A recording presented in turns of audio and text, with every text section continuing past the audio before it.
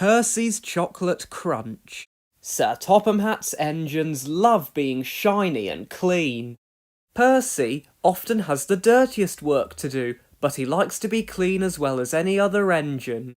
So washdowns are important to Percy. One day, Sir Topham Hatt had bad news. Due to a water shortage, he said, no engine shall have more than one washdown a day. Usefulness before cleanliness. Percy was upset. I get dirty, he complained. I need washdowns. Gordon only has them to feel important. I am important, sniffed Gordon. I'm an express engine. You're a pouty puffer, Percy, teased James. No, I'm not, wheezed Percy, and he chuffed away. That day, Percy was loading coal trucks. He was trying extra hard to stay clean.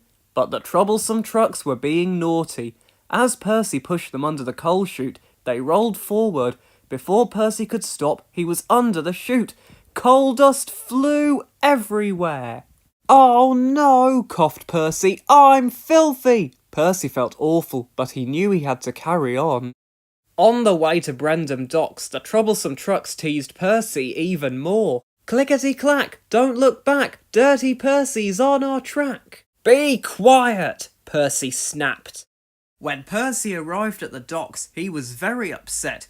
From now on, I am only doing work where I won't get dirty, he said, biffing the trucks into a siding. Harold the helicopter was delivering medical supplies to the docks.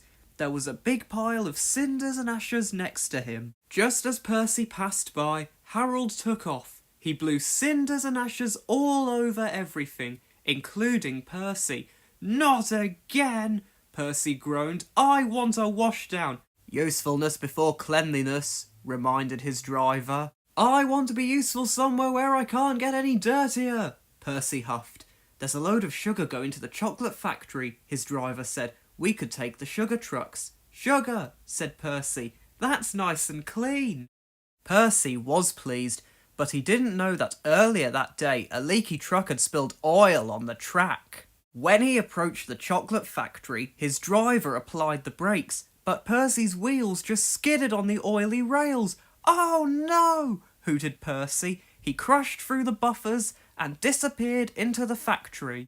Percy made a lot of noise, but the only thing he crashed into was a big tub of chocolate. Yuck! He groaned as he steamed out the other end of the factory. I've never been this dirty. He was covered from funnel to firebox in sticky, gooey chocolate.